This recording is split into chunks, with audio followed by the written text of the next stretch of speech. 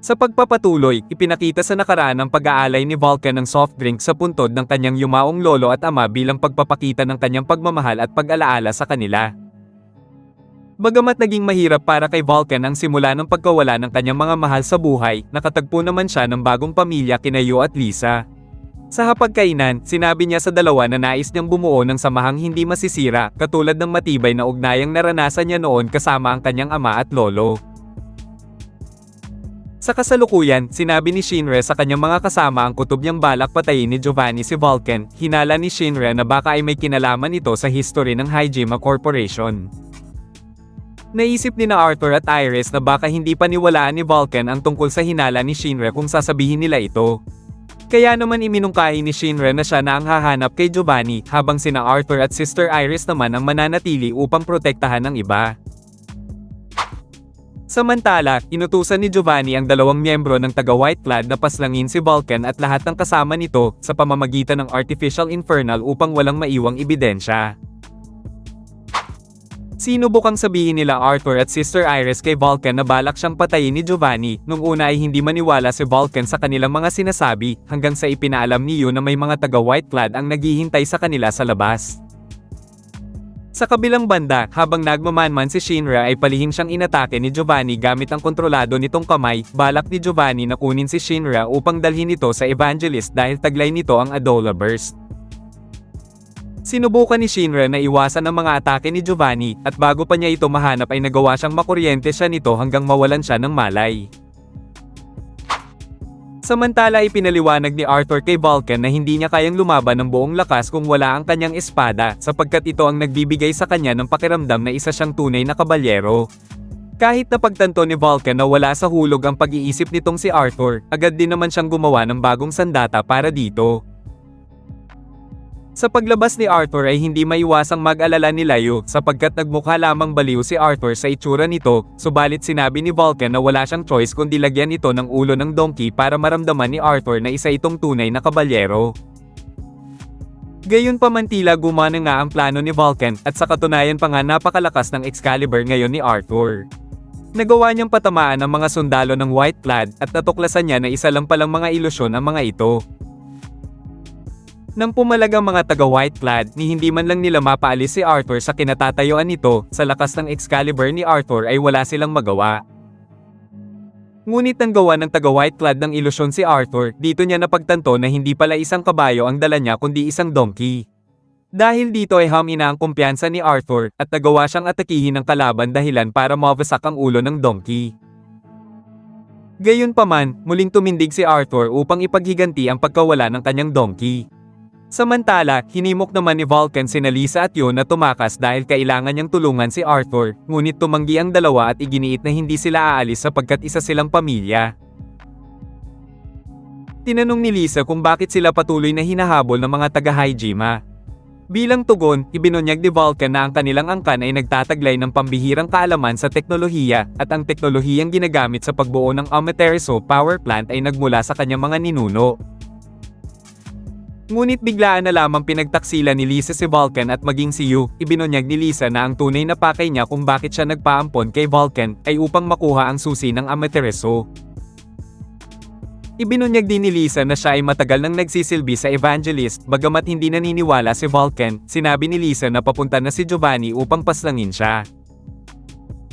Pagdating ni Giovanni, ibinunyag niyang si Lisa ay isang undercover agent na ipinadala upang makuha ang susi ng Amaterasu mula sa pamilya ni Vulcan. Idinagdag pa niya na katulad lamang ni Vulcan ang kanyang ama at lolo, mga taong madaling malinlang dahil sa kanilang malalambot na puso.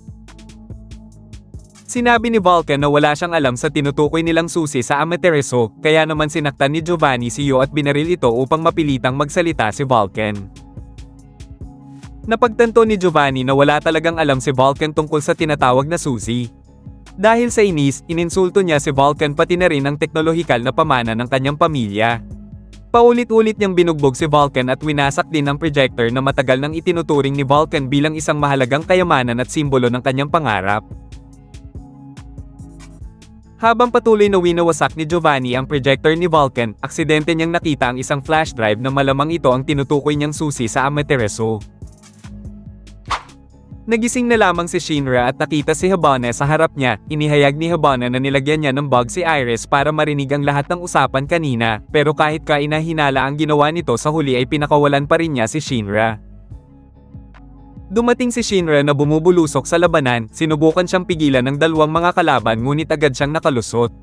Habang hawak na ni Giovanni ang flash drive ay bigla na lamang siyang inabot ni Shinra at tinuhad nito sa mukha. Nadatnan ni Shinra na sugatan sila Vulcan at Yuke at napagtanto niya na tinaksil sila ni Lisa. Sa labas naman ay sumunod din si Habana sa labanan upang tulungan si Arthur gamit ang kanyang kakayahan mabilis lamang niyang pinabagsak ang dalawang taga-white clad. Gamit ang mga galamay na apoy ni Lisa ay nagawa niyang mahuli si Shinra, gayunpaman ay inutos ni Vulcan kay Sister Iris na pindutin ang mga buton.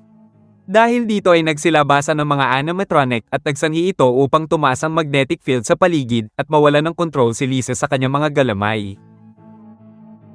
Matapos nito nagawa ni Shinra na patalsikin si Giovanni palabas ng workshop, subalit nang siya ay lumabas, naramdaman niya ang bugso ng kanyang Adola Link at sa sandaling iyon, doon niya muling unang nakita ang kapatid niyang si Sho.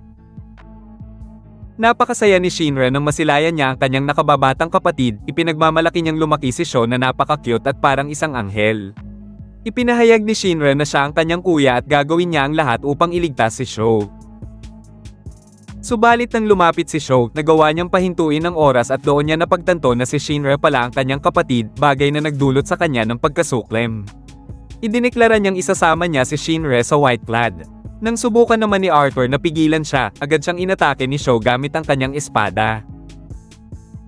Inutos ni Sho na dadalhin nila si Shinra pauwi, habang si Giovanni naman ay ipinaalam sa kanya na hawak na nila ang susi sa Amaterasu. Subalit bago pa ito matuloy, dumating na si Victor sakay ng truck at sinagip sila Shinra at ang iba pa. Nakita ni Vulcan si Lisa at sinubukan niya itong isama, pero sa sandaling ito ay nagdalawang isip itong iabot ang kanyang kamay at makikitang bakas dito ang pagsisisi sa ginawa nito.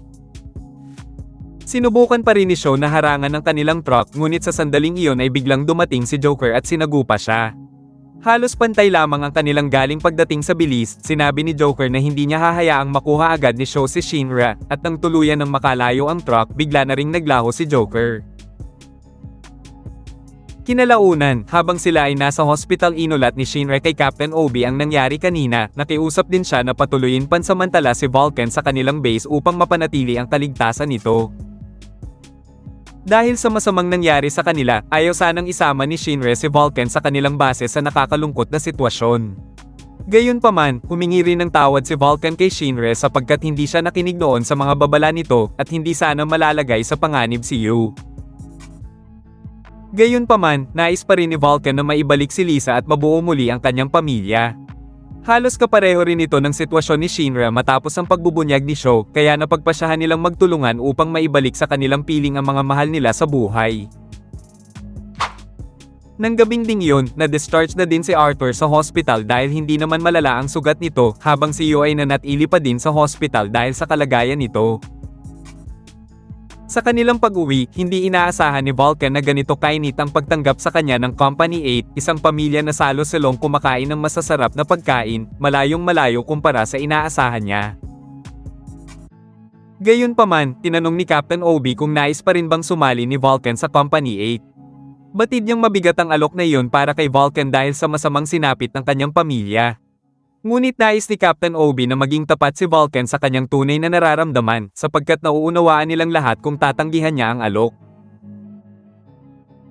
Kinabukasan, bumalik si Vulcan sa workshop at nagtungo sa puntod ng kanyang yumaong lolo at ama. Nag-alay siya ng paborito nilang soft drinks at humingi ng tawad sa kanila dahil puputulan na niya ang pangako niya sa kanila. Ipinahayag niya na tuluyan na siyang sasali sa Fire Force upang mabuo muli ang pamilyang natagpuan niya.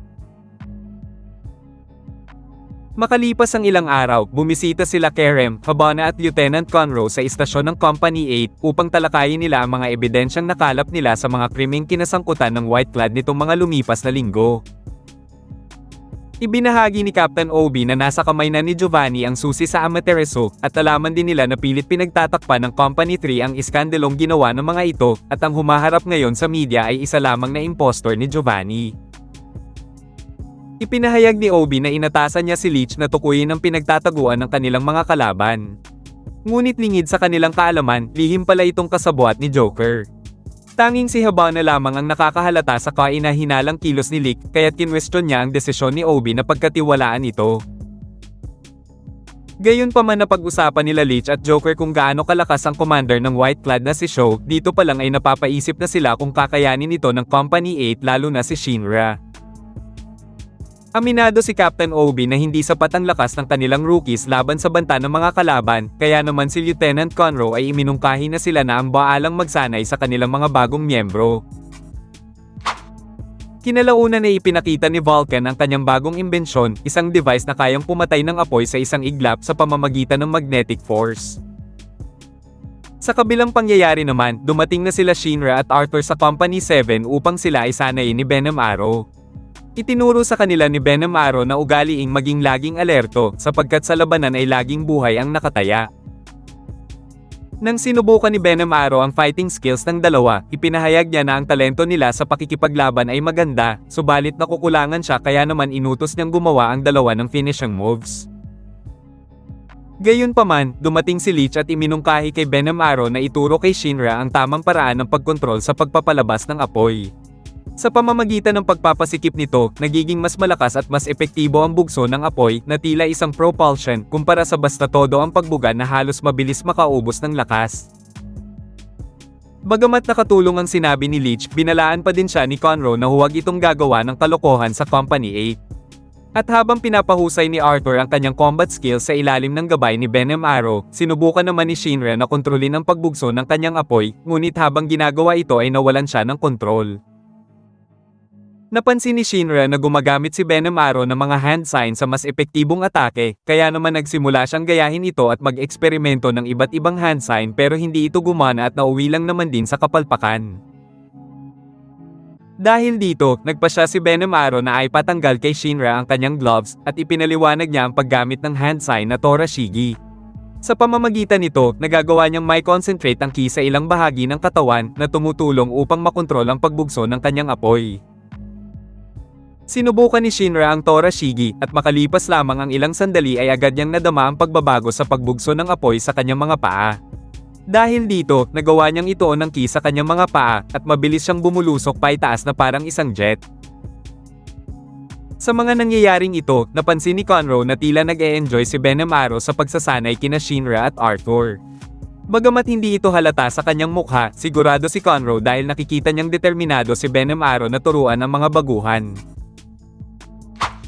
Kinabukasan habang nagsasanay si Arthur sa paggamit ng katana, kapansin-pansin agad ang pag-unlad ni Shinra, bumilib si Venom Arrow sa pagbabago niya at habang lumalakas siya ay nararamdaman niya ang koneksyon niya sa kanyang kapatid. At dito muna nagtatapos ang ating recap, like and share naman dyan, maraming salamat sa palaging panonood.